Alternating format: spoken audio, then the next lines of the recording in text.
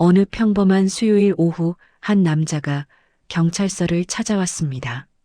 친구의 실종을 신고하러 온 그는 차분했고 구체적이었습니다. 그러나 이틀 후 신고자 본인이 시체로 발견됩니다. 대체 무슨 일이 있었던 걸까요? 그가 경찰을 찾아온 진짜 이유는 무엇이었을까요? 지금부터 시작되는 이 이야기는 신고자가 피해자가 되고 실종자가 살인의 열쇠가 되는 기묘한 사건의 기록입니다. 2025년 11월 13일 수요일 오후 3시 서울 북부경찰서 민원실 문이 열렸습니다. 회색 코트를 입은 남자가 들어서자 접수대 경찰관이 용건을 물었습니다. 남자는 명함을 꺼내 보이며 말했습니다. 친구가 사라졌어요. 실종 신고하러 왔습니다. 명함에는 성진부동산 대표 최성진이라고 적혀 있었습니다. 48살의 최성진은 이 지역에서 15년째 작은 부동산 중개업소를 운영하는 사람이었습니다. 그의 신고는 실종사건 전담 형사인 윤재호에게 배정되었습니다. 윤재호 형사는 올해로 경력 19년 차였습니다. 그는 수많은 실종 사건을 다뤄왔지만 대부분은 가출이나 자발적 잠적으로 끝났습니다. 하지만 첫 만남부터 이 사건은 달랐습니다. 최성진의 태도가 너무나 침착했기 때문입니다. 실종된 분은 누구십니까? 박준호입니다. 제 동업자이자 20년 지기 친구입니다. 윤재호는 메모를 시작했습니다. 최성진은 준비해온 듯 박준호의 인적사항을 또박또박 말했습니다. 47살 미혼, 서울 은평구 거주, 부동산 투자 컨설팅 업무 담당. 그리고 마지막으로 중요한 정보를 덧붙였습니다. 최근 투자 실패로 큰 빚을 졌습니다. 정확히는 2억 3천만 원 정도입니다. 어떻게 그렇게 정확히 아십니까? 제가 일부를 보증 섰거든요. 5천만 원 정도요. 윤재호의 눈빛이 날카로워졌습니다.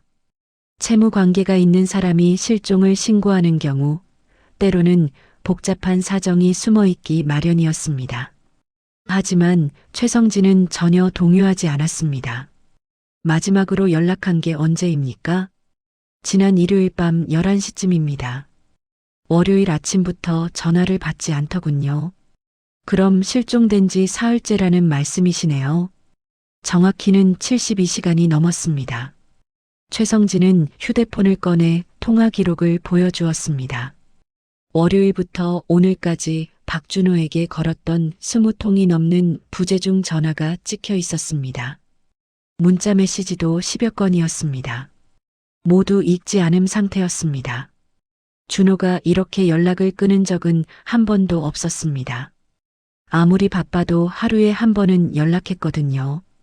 윤재호는 고개를 끄덕였습니다.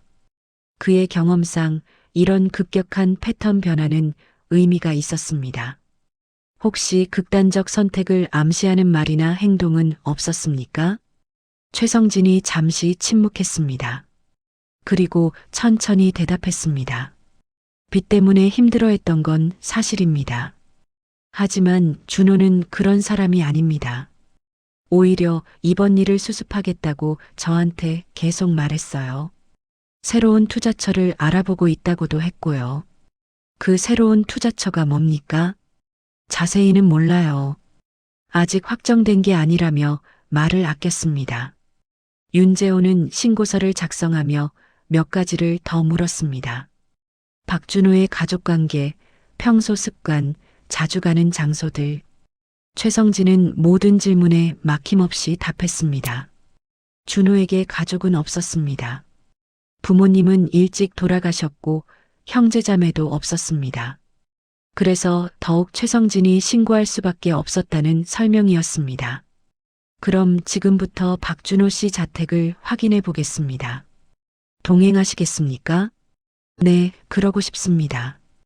오후 4시 윤재호와 최성진은 은평구의 한 빌라 앞에 도착했습니다.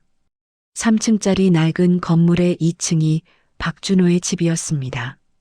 최성진이 비밀번호를 눌러 문을 열었습니다. 비밀번호를 아십니까? 서로 알고 있습니다. 비상시를 대비해서요. 현관문이 열리자 고요한 공기가 흘러나왔습니다. 윤재호는 조심스럽게 안으로 들어갔습니다. 거실은 깔끔했습니다.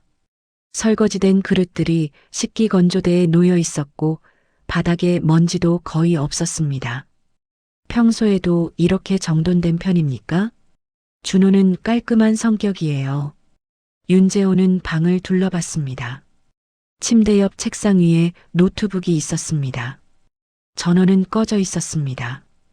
옷장을 열어보니 옷들이 가지런히 걸려 있었습니다. 여행 가방도 그대로였습니다. 가방이 있네요.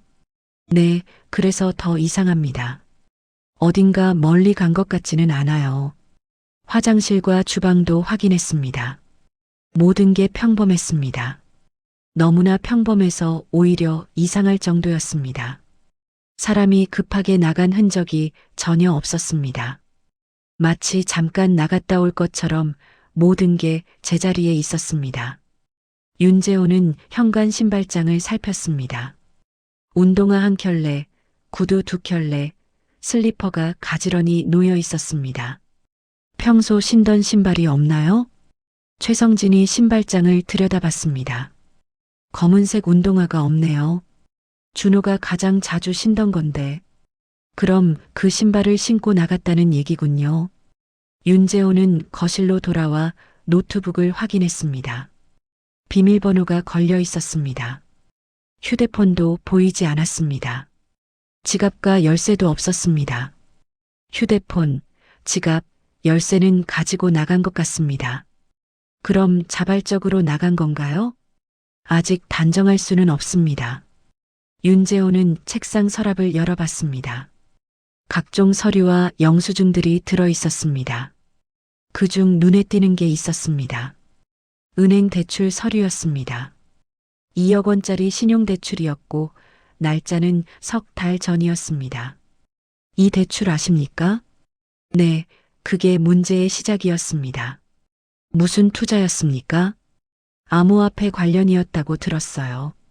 자세한 건 저도 몰라요. 준호가 말을 안 했거든요. 윤재호는 서류를 사진으로 찍었습니다. 그리고 방안을 다시 한번 천천히 둘러봤습니다. 뭔가 놓친 게 있을 것 같았지만 찾을 수 없었습니다. 일단 실종 신고는 접수하겠습니다. CCTV와 카드 사용 내역을 확인해 보겠습니다. 감사합니다, 형사님. 최성진의 목소리에는 간절함이 묻어났습니다. 하지만 여전히 침착했습니다. 그 침착함이 윤재호에게는 묘하게 느껴졌습니다. 경찰서로 돌아온 윤재호는 즉시 수사에 착수했습니다. 먼저 박준호의 휴대폰 위치 추적을 요청했습니다. 결과는 전원 꺼짐이었습니다. 마지막 위치는 일요일 밤 11시 30분 자택 근처였습니다. 카드 사용 내역도 일요일 저녁 8시가 마지막이었습니다. 은평구의 한 편의점에서 1만 5천 원을 결제했습니다. CCTV 확인을 요청했습니다. 다음 날 목요일 아침 편의점 CCTV가 도착했습니다. 영상 속 박준호는 평범해 보였습니다. 삼각김밥과 음료수를 사고 나가는 모습. 특별한 점은 없었습니다. 윤재호는 빌라 주변 CCTV도 확인했습니다. 일요일 밤 11시 40분경 박준호가 빌라에서 나오는 모습이 찍혔습니다. 검은 운동화를 신고 후드티를 입은 모습이었습니다. 그리고 골목 모퉁이를 돌아 시야에서 사라졌습니다. 이게 마지막이군요. 윤재호는 혼잣말을 했습니다.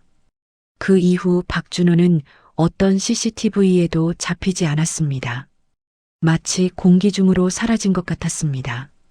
그날 오후 최성진에게서 전화가 왔습니다. 형사님, 뭔가 발견하셨나요? 일요일 밤 11시 40분에 집에서 나가는 걸 확인했습니다. 그 이유는 추적 중입니다. 그럼 혼자 걸어 나간 거군요? 네, 그렇습니다. 전화기 너머로 최성진의 한숨소리가 들렸습니다. 대체 어디로 간 걸까요? 최 선생님, 혹시 박준호 씨가 최근 만난 사람 중 아는 분 있습니까? 글쎄요, 저 말고는 특별히 친하게 지내는 사람이 없었어요. 준호는 원래 사람 만나는 걸 별로 안 좋아했거든요. 투자 관련해서 만난 사람은요? 그건 제가 모르는 부분입니다. 윤재호는 통화를 마치고 생각에 잠겼습니다. 2억 넘는 빚을 진 남자가 일요일 밤늦게 혼자 나가 사라졌습니다. 그리고 사흘이 지나도록 아무 연락이 없습니다. 자발적 잠적일까요? 아니면 다른 무언가일까요? 그때 윤재호의 책상의 전화기가 울렸습니다. 은행에서 온 회신이었습니다. 박준호의 계좌 내역 조회 결과였습니다. 뭐라고요? 윤재호의 얼굴이 굳었습니다. 일요일 밤 11시 50분 박준호는 ATM에서 현금 200만 원을 인출했습니다. 집에서 나간 지 10분 후였습니다. 그리고 그게 마지막 금융 거래였습니다. 200만 원을 뽑아서 어디 간 거지? 윤재호는 ATM 위치를 확인했습니다. 빌라에서 도보로 5분 거리였습니다. 해당 은행에 CCTV를 요청했습니다. 목요일 저녁 6시 CCTV 영상이 도착했습니다. 화면 속 박준호는 서둘러 돈을 뽑고 있었습니다. 주변을 두리번거리는 모습이 불안해 보였습니다. 돈을 뽑은 뒤 재빨리 ATM을 빠져나갔습니다. 누군가를 만나러 간 건가? 윤재호의 직감이 속삭였습니다. 이건 단순 실종이 아닐지도 모른다고. 하지만 아직 확신할 수는 없었습니다. 증거가 너무 부족했습니다. 그날 밤 윤재호는 사건 일지를 정리하며 의문점들을 적어 내려갔습니다. 박준호는 왜 밤늦게 급하게 200만 원을 뽑았을까? 누구를 만나러 간 걸까? 왜 최성진에게도 말하지 않았을까? 그리고 지금 어디 있는 걸까? 답은 아직 없었습니다. 하지만 윤재호는 알고 있었습니다. 이 사건에는 분명 보이지 않는 무언가가 숨어 있다는 것을, 그리고 그 진실은 곧 예상치 못한 방식으로 드러날 것이라는 것을. 첫 번째 장애막이 이렇게 내렸습니다. 하지만 진짜 이야기는 이제 시작일 뿐이었습니다. 박준호의 실종 신고를 접수한 지 이틀이 지났습니다. 윤재호 형사는 여전히 단서를 찾지 못하고 있었습니다. 그런데 금요일 밤 9시 이상한 일이 벌어집니다. 신고자 최성진이 갑자기 연락이 끊긴 겁니다. 윤재호가 추가 조사를 위해 전화했지만 받지 않았습니다. 한 번, 두 번, 세 번. 계속 부재 중이었습니다. 그리고 다음 날 아침 충격적인 소식이 들려왔습니다. 최성진이 자신의 사무실에서 시체로 발견된 것입니다. 실종자를 신고한 사람이 살해당했습니다. 대체 이 사건의 진실은 무엇일까요? 토요일 아침 7시 20분 윤재호의 휴대폰이 요란하게 울렸습니다. 수사과장의 전화였습니다. 윤 형사, 지금 당장 나와. 최성진이 죽었어. 잠에서 덜 깬 상태였던 윤재호의 정신이 번쩍 들었습니다. 예, 최성진이요? 실종 신고했던 그 사람 말입니까? 그래, 30분 전에 신고 들어왔어. 성진부동산 사무실이야. 빨리 와. 윤재호는 옷을 급히 입고 현장으로 달려갔습니다. 차 안에서도 믿기지 않았습니다. 불과 이틀 전 경찰서에서 만났던 그 침착하던 남자가 죽었다니. 대체 무슨 일이 벌어진 걸까요?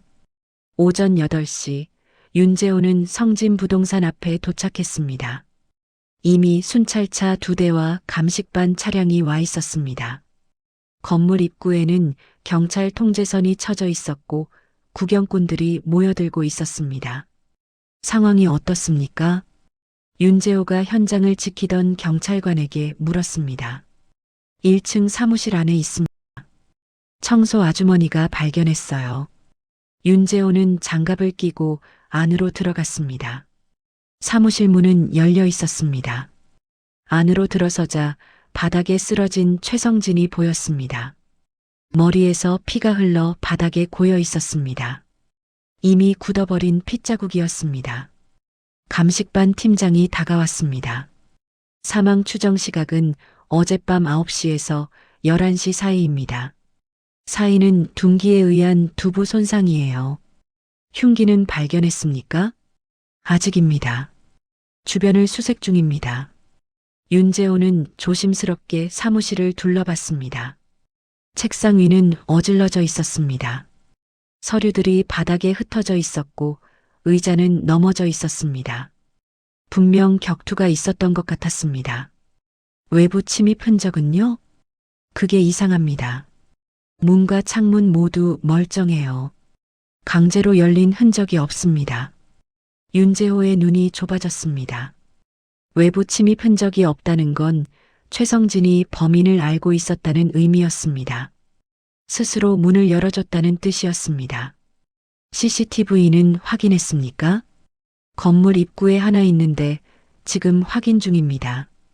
윤재호는 최성진의 시신 곁에 무릎을 꿇었습니다. 그의 얼굴은 고통스러워 보였습니다. 오른쪽 머리에 깊은 상처가 있었습니다. 한 번이 아니라 여러 번 맞은 흔적이었습니다.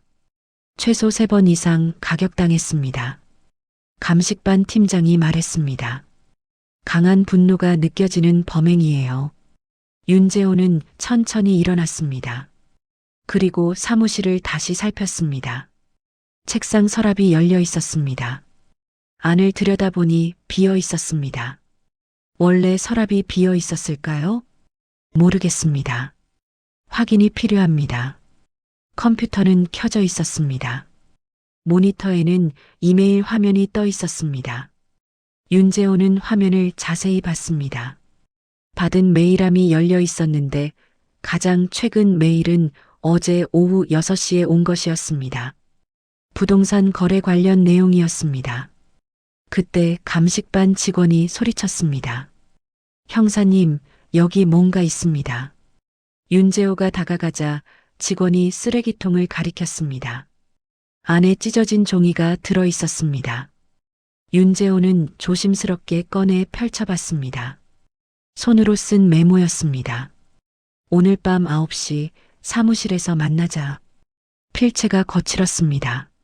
서둘러 쓴 것 같았습니다. 그런데 이상한 점이 있었습니다.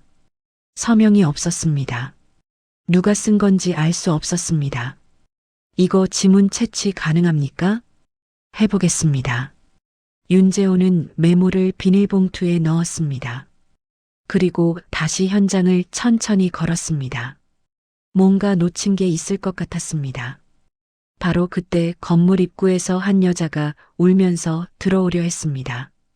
경찰관이 막았지만 그녀는 소리쳤습니다. 사장님, 사장님. 윤재호가 나가 여자를 진정시켰습니다. 누구십니까? 저는 김미연이에요. 여기서 일하는 직원입니다. 김미연은 35살 정도로 보였습니다. 그녀는 눈물을 흘리며 말했습니다. 어제 퇴근할 때까지 멀쩡하셨는데 대체 무슨 일이에요? 어제 몇 시에 퇴근하셨습니까? 6시요. 사장님은 더 일이 있다고 남아 계셨어요. 혼자 계셨습니까? 네, 저만 먼저 갔어요. 윤재호는 김미연을 근처 카페로 데려갔습니다. 그녀가 진정되기를 기다렸다가 질문을 이어갔습니다. 어제 최 사장님 상태가 어땠습니까? 평소와 똑같았어요. 아, 그런데 오후에 전화를 한 통 받으셨어요. 누구한테 온 전화입니까? 모르겠어요. 사장님이 사무실 안으로 들어가셔서 문을 닫고 통화하셨거든요. 통화 내용은요? 못 들었어요. 그런데 통화 끝나고 나오신 사장님 얼굴이 좀 굳어 있었어요. 윤재호는 메모했습니다. 그 전화가 무엇이었을까요? 혹시 범인과의 통화였을까요? 최근 사장님이 평소와 다른 모습 보이신 적 있습니까? 김미연이 고개를 끄덕였습니다. 사흘 전부터 좀 불안해 보이셨어요. 박준호 씨 일 때문인 것 같았어요. 박준호를 아십니까? 네, 가끔 사무실에 오셨어요. 사장님이랑 오래된 친구라고 들었어요. 윤재호는 추가 질문을 했습니다. 하지만 김미연은 더 이상 아는 게 없었습니다. 그녀를 돌려보낸 뒤 윤재호는 경찰서로 돌아왔습니다. 오전 11시 긴급회의가 소집되었습니다. 수사과장이 말했습니다. 상황이 완전히 바뀌었어. 실종 사건이 살인 사건이 됐어. 윤재호가 보고했습니다. 최성진은 어젯밤 9시에서 11시 사이 자신의 사무실에서 살해당했습니다. 둔기에 의한 타살이 확실합니다. 용의자는 아직 특정하지 못했습니다. 하지만 외부 침입 흔적이 없는 걸로 봐서 피해자가 아는 사람일 가능성이 큽니다. 박준호와의 연관성은 그게 핵심입니다. 최성진이 박준호 실종을 신고한 지 이틀 만에 살해당했습니다. 우연이라고 보기 어렵습니다. 회의실이 조용해졌습니다. 모두가 생각에 잠겼습니다. 그때 감식반에서 연락이 왔습니다. CCTV 분석 결과였습니다.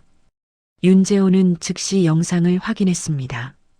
어제 저녁 8시 47분 한 남자가 건물에 들어가는 게 보였습니다. 후드티를 입고 모자를 눌러 쓴 모습이었습니다. 얼굴은 거의 보이지 않았습니다. 그리고 밤 10시 13분 같은 남자가 급하게 나오는 모습이 찍혔습니다. 이 시간대가 범행 시각과 일치합니다. 윤재호는 영상을 반복해서 봤습니다. 남자의 체격은 평범했습니다. 키는 175cm 정도. 특별한 특징은 없었습니다. 그런데 나올 때 손에 뭔가를 들고 있었습니다. 저게 뭡니까? 화면을 확대했습니다. 검은색 가방이었습니다. 들어갈 때는 없었던 가방이었습니다. 사무실에서 뭔가 가져간 겁니다. 윤재호는 즉시 현장으로 다시 달려갔습니다. 사무실을 샅샅이 뒤졌습니다. 그리고 직원 김미연에게 다시 전화했습니다. 사무실에 검은색 가방 있었습니까? 네, 사장님 서류 가방이요. 항상 책상 옆에 두셨어요. 그 안에 뭐가 들어 있었는지 아십니까? 잘 모르겠어요. 사장님 개인 물건들이 들어 있었을 거예요. 윤재호는 전화를 끊었습니다. 범인은 최성진을 죽이고 그의 가방을 가져갔습니다. 가방 안에 중요한 뭔가가 있었던 겁니다. 오후 2시 최성진의 휴대폰 기록이 도착했습니다. 어제 오후 3시 47분 미등록 번호로 전화가 왔었습니다. 통화 시간은 3분 12초. 김미연이 말했던 그 전화였습니다. 윤재호는 즉시 그 번호를 역추적했습니다. 결과는 충격적이었습니다. 선불폰이었습니다. 추적이 불가능했습니다. 범인이 준비한 전화입니다. 윤재호는 확신했습니다. 이건 우발적 범행이 아니었습니다. 계획된 살인이었습니다. 그날 저녁 윤재호는 사무실에 홀로 남아 사건을 정리했습니다. 화이트보드에 타임라인을 그렸습니다. 11월 10일 일요일 박준호 실종, 11월 13일 수요일 최성진 실종 신고, 11월 15일 금요일 최성진 살해. 모든 게 연결돼 있었습니다. 박준호가 사라지고 최성진이 신고하고 그리고 최성진이 죽었습니다. 이 순서에는 분명 의미가 있었습니다. 윤재호는 생각했습니다. 최성진은 왜 경찰을 찾아왔을까요? 정말 친구가 걱정돼서였을까요? 아니면 다른 이유가 있었을까요? 그리고 박준호는 지금 어디 있을까요? 살아있기는 한 걸까요? 밤 11시 윤재호는 또 다른 가능성을 떠올렸습니다. 만약 박준호가 이미 죽었다면 어떨까요? 만약 최성진이 그 사실을 알고 있었다면 어떨까요? 만약 최성진이 진실을 말하려다 죽었다면, 그렇다면 범인은 윤재호의 눈이 커졌습니다. 모든 퍼즐이 맞춰지기 시작했습니다. 하지만 아직 증거가 없었습니다. 추측만으로는 안 됐습니다. 그는 결심했습니다. 내일부터 수사 방향을 완전히 바꾸기로. 박준호를 찾는 게 아니라 박준호를 죽인 사람을 찾기로. 그리고 그 사람이 왜 최성진까지 죽여야 했는지 밝혀내기로. 사건의 중심이 완전히 바뀐 순간이었습니다. 신고자는 이제 피해자였습니다. 그리고 실종자는 이 모든 비극의 시작점이었습니다. 진실은 점점 가까워지고 있었습니다. 하지만 그만큼 위험도 커지고 있었습니다. 최성진의 죽음 이후 수사는 막다른 골목에 다다른 것처럼 보였습니다. CCTV 속 범인의 얼굴은 확인할 수 없었고 선불포는 추적이 불가능했습니다. 윤재호 형사는 초조해졌습니다. 시간은 흐르는데 단서는 보이지 않았습니다. 그러나 포기할 수 없었습니다. 두 사람의 죽음 뒤에 숨겨진 진실이 반드시 있을 거라고 믿었습니다. 그리고 그 믿음은 틀리지 않았습니다. 절망의 순간 작은 실마리 하나가 모든 걸 바꿔놓게 됩니다. 일요일 아침 윤재호는 출근하지 않아도 되는 날이었지만 경찰서로 향했습니다. 사건이 머릿속을 떠나지 않았기 때문입니다. 텅 빈 수사과 사무실에서 그는 최성진의 노트북을 다시 켰습니다. 뭔가 있을 거야. 혼잣말을 하며 파일들을 하나씩 열어봤습니다. 업무 관련 문서, 부동산 계약서, 이메일 백업, 모두 평범했습니다. 그런데 휴지통 폴더에서 이상한 점을 발견했습니다. 삭제된 파일 목록 중에 복구 가능한 음성 파일이 하나 있었습니다. 파일명은 녹음 1113이었습니다. 11월 13일, 최성진이 경찰서를 찾아온 바로 그날이었습니다. 윤재호는 즉시 디지털 포렌식 팀에 연락했습니다. 1시간 후 담당 직원이 도착했습니다. 복구 가능할까요? 해보겠습니다. 30분간의 작업 끝에 파일이 복구되었습니다. 윤재호는 이어폰을 끼고 재생 버튼을 눌렀습니다. 스피커에서 목소리가 흘러나왔습니다. 준호야, 나야. 최성진의 목소리였습니다. 그리고 이어서 다른 남자의 목소리가 들렸습니다. 형, 지금 통화할 상황이 아니에요. 박준호의 목소리였습니다. 목소리가 떨리고 있었습니다. 무슨 일이야? 왜 이래? 형, 저 큰일 났어요. 누가 저를 쫓아요. 누가 너를 쫓아? 무슨 소리야? 투자건 아시잖아요. 그게 완전히 사기였어요. 그 사람들이 돈을 돌려내라고 협박해요. 윤재호는 숨을 죽이고 들었습니다. 얼마를 돌려내라는데? 2억이요. 제가 어디서 2억을 구해요. 경찰에 신고해야지. 안 돼요. 그 사람들이 신고하면 죽인다고 했어요. 침묵이 흘렀습니다. 그리고 최성진이 다시 말했습니다. 준호야, 이건 내가 경찰에 알려야겠어. 형, 제발 그러지 마세요. 저 정말 죽을 수도 있어요. 그냥 둘 수 없어. 너 혼자 감당할 일이 아니야. 형? 박준호의 목소리가 절박했습니다. 하지만 최성진은 단호했습니다. 내일 경찰서 갈 거야. 너도 같이 가자. 안 돼요. 형, 제발. 통화가 끊겼습니다. 녹음은 거기서 끝이었습니다. 윤재호는 이어폰을 빼고 의자에 기댔습니다. 모든 게 명확해졌습니다. 최성진은 박준호를 위해 경찰을 찾아온 게 아니었습니다. 박준호가 위험에 처했다는 걸 알고 도움을 요청하러 온 것이었습니다. 그리고 누군가는 그 사실을 알았습니다. 최성진이 경찰에 신고했다는 걸 알았고 그를 죽인 것이었습니다. 투자 사기. 윤재호는 메모했습니다. 이제 방향이 분명해졌습니다. 박준호가 연루된 투자 사기를 찾아야 했습니다. 그리고 그 배후를 밝혀야 했습니다. 월요일 아침 윤재호는 금융감독원에 협조를 요청했습니다. 박준호의 계좌 거래 내역을 전수조사했습니다. 그 결과 석 달 전 정체불명의 회사로 2억 원이 송금된 기록이 발견되었습니다. 퓨처인베스트먼트 회사명을 검색했지만 아무것도 나오지 않았습니다. 사업자 등록도 되어 있지 않았습니다. 유령 회사였습니다. 윤재호는 즉시 금융사기 전담팀과 협력 수사를 시작했습니다. 계좌 추적 결과 놀라운 사실이 드러났습니다. 같은 회사로 돈을 보낸 사람이 박준호 외에 7명 더 있었습니다. 총 피해액은 12억 원이었습니다. 조직적 사기입니다. 전담팀 형사가 말했습니다. 이 계좌는 개설 석 달 만에 폐쇄됐어요. 돈은 이미 인출됐고요.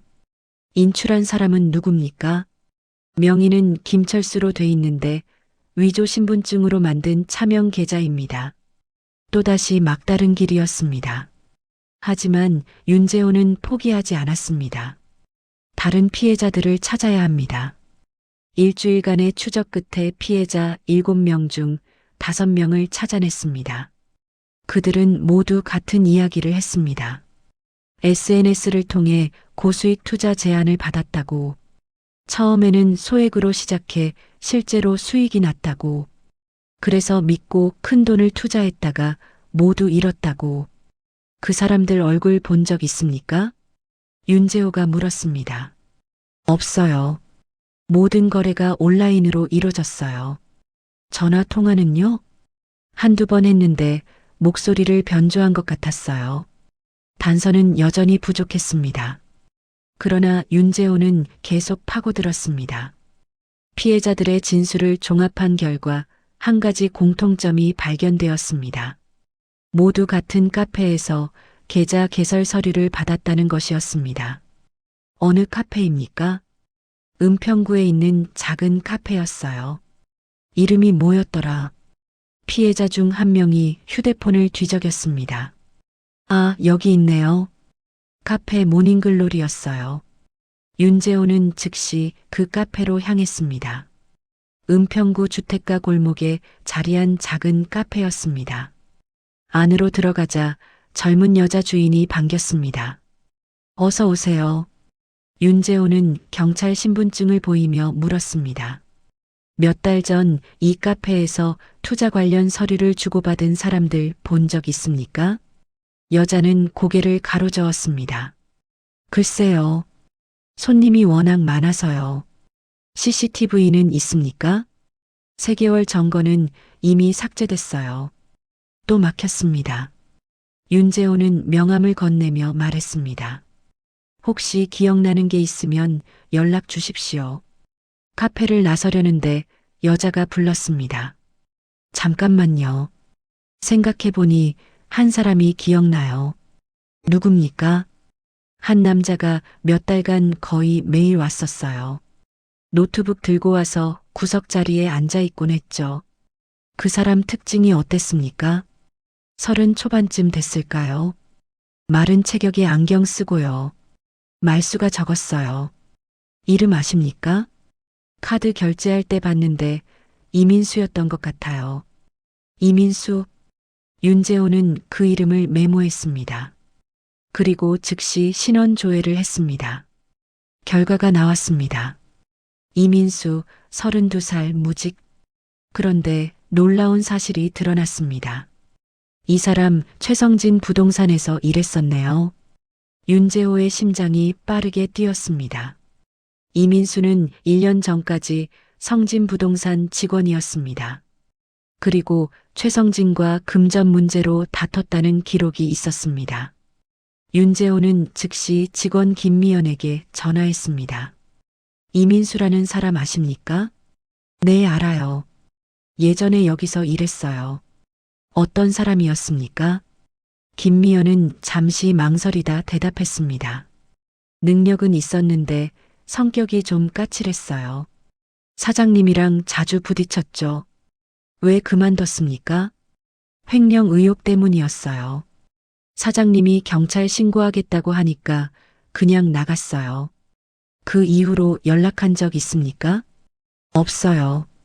그런데 한 달 전쯤 사무실 앞에서 본 적은 있어요. 뭐 하고 있었습니까? 그냥 서 있더라고요. 우리 쪽을 쳐다보고.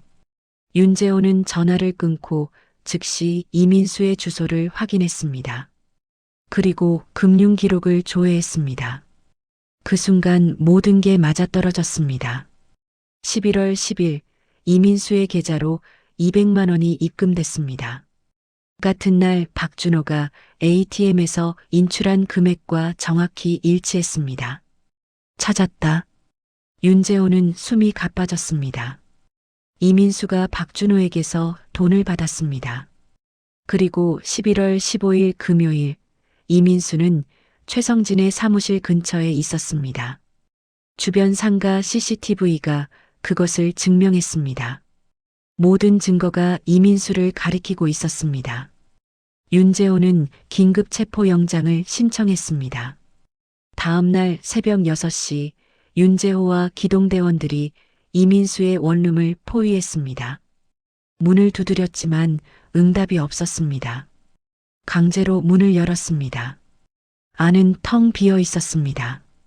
이민수는 이미 도주한 상태였습니다. 하지만 방 안에서 결정적 증거를 발견했습니다. 쓰레기통에 버려진 영수증이었습니다. 11월 15일 저녁 8시 성진 부동산 근처 편의점에서 장갑과 마스크를 산 기록이었습니다. 그리고 옷장에서 검은색 후드티가 발견됐습니다. CCTV 속 범인이 입었던 것과 똑같았습니다. 전국에 수배령을 내리십시오. 윤재호가 명령했습니다. 이민수는 더 이상 도망칠 수 없었습니다. 증거는 충분했습니다. 그날 오후 이민수가 인천 한 모텔에서 검거됐습니다. 그는 저항하지 않았습니다. 경찰서로 연행된 그는 조용히 앉아 있었습니다. 윤재호가 조사실에 들어갔습니다. 이민수는 고개를 숙이고 있었습니다. 왜 그랬습니까? 윤재호의 목소리는 차가웠습니다. 이민수는 대답하지 않았습니다. 긴 침묵이 흘렀습니다. 그리고 마침내 이민수가 입을 열었습니다. 말할게요. 모두 다. 절망 속에서 찾아낸 희망의 단서들이 마침내 진실로 향하는 문을 열고 있었습니다. 이민수가 검거된 다음 날 본격적인 조사가 시작됐습니다. 조사실에는 윤재호와 이민수만 있었습니다. 녹음기가 돌아가고 있었습니다. 이민수는 고개를 숙인 채 말이 없었습니다. 처음부터 얘기해 보십시오. 윤재호가 조용히 말했습니다. 이민수는 한참을 침묵하다가 입을 열었습니다. 1년 전부터 계획했어요. 목소리가 떨렸습니다. 최성진한테 해고당하고 나서 복수를 생각했죠. 횡령했다고 누명을 씌운 거예요. 저는 아무것도 안 했는데. 그래서 투자 사기를 만들었습니까? 네. SNS로 피해자들을 모았어요. 박준호도 그중 하나였고요. 윤재호는 메모하며 들었습니다. 박준호는 2억을 투자했습니다. 그 돈을 어떻게 했습니까? 다 썼어요. 빚 갚고 생활비 쓰고 남은 건 없었어요. 그래서 박준호가 돈을 돌려달라고 했을 때 줄 수가 없었던 거군요. 이민수가 고개를 끄덕였습니다. 계속 협박했어요. 경찰에 신고하겠다고. 저는 감옥 가기 싫었어요. 그래서 죽였습니까? 침묵이 흘렀습니다. 이민수의 손이 떨렸습니다. 11월 10일 일요일 밤 박준호한테 전화했어요. 200만 원만 먼저 주면 나머지는 곧 갚겠다고 거짓말했죠. 박준호는 믿었습니까? 네. ATM에서 200만 원을 뽑아서 만나러 왔어요. 은평구 외곽 창고에서 만나자고 했거든요. 윤재호의 눈빛이 날카로워졌습니다. 그 창고에서 무슨 일이 있었습니까? 이민수는 눈을 감았습니다. 그리고 천천히 말했습니다. 돈을 받고 나서 박준호가 물었어요. 나머지 돈은 언제 주냐고. 저는 대답할 수가 없었어요. 그러자 박준호가 화를 냈어요. 사기꾼이라고 소리를 질렀죠. 그래서요? 싸웠어요. 박준호가 저를 때리려고 했어요. 저는 그냥 방어하려고 했는데 이민수의 목소리가 더 떨렸습니다. 창고에 쇠파이프가 있었어요. 저도 모르게 집어들었어요. 그리고 박준호를 때렸습니까? 네. 조사실이 조용해졌습니다. 윤재호는 잠시 침묵했다가 물었습니다. 몇 번 때렸습니까? 모르겠어요. 정신이 없었어요. 정신 차리고 보니 박준호가 바닥에 쓰러져 있었어요. 죽었습니까? 네. 숨을 안 쉬고 있었어요. 윤재호는 깊게 숨을 들이쉬었습니다. 시신을 어떻게 했습니까? 창고 안쪽에 묻었어요. 땅을 파서. 그리고 최성진은 왜 죽였습니까? 이민수가 고개를 들었습니다. 눈에 눈물이 고여 있었습니다. 최성진이 눈치챘어요. 뭘 눈치챘습니까? 박준호가 죽었다는 걸요. 수요일에 전화가 왔어요. 박준호 일로 할 얘기가 있다고. 경찰서 갔다 왔다면서요.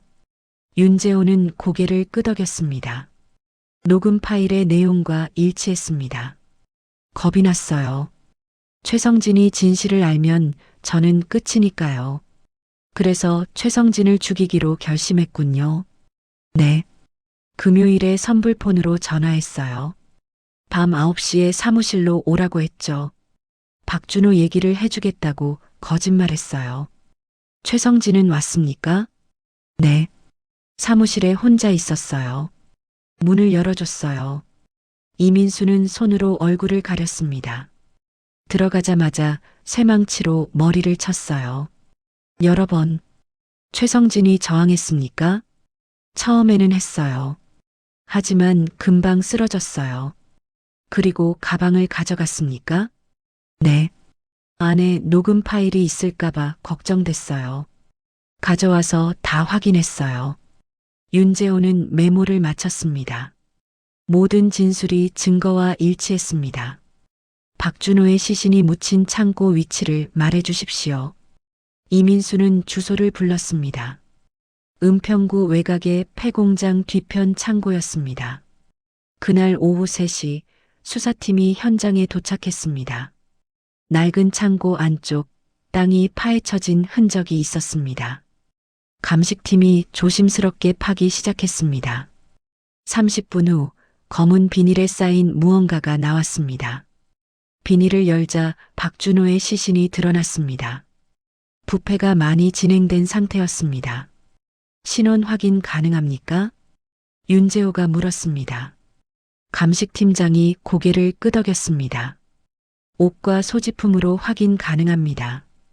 박준호가 맞습니다. 윤재호는 시신을 내려다봤습니다. 2억을 잃고 목숨까지 잃은 남자. 마지막 순간 얼마나 억울했을까요? 다음 날 이민수는 정식으로 기소됐습니다. 혐의는 살인 2건, 사기, 시신 유기. 증거는 완벽했습니다. 자백도 있었고 물증도 충분했습니다. 재판은 석 달 후 시작됐습니다. 이민수는 모든 혐의를 인정했습니다. 법정에서 그는 눈물을 흘리며 말했습니다. 박준호 씨와 최성진 씨께 정말 죄송합니다. 하지만 용서는 없었습니다. 판사는 무기징역을 선고했습니다. 윤재호는 방청석에서 판결을 들었습니다. 사건이 종결되는 순간이었습니다. 하지만 마음은 무거웠습니다. 경찰서로 돌아온 윤재호는 사건 기록을 정리했습니다. 파일을 닫으며 생각했습니다. 최성진은 친구를 걱정해서 경찰을 찾아왔습니다. 진실을 밝히려 했습니다.